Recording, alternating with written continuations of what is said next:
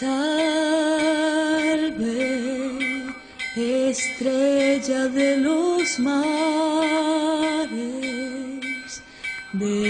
mares iris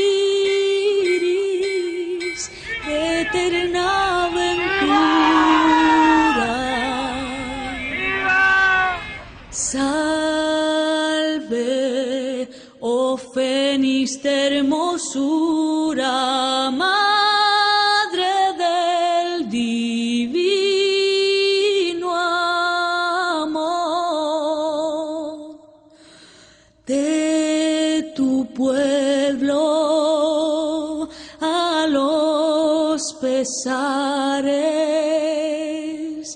tu clemencia de consuelo, fervoroso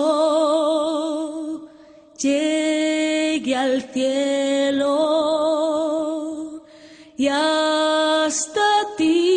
hasta ti nuestro clamor.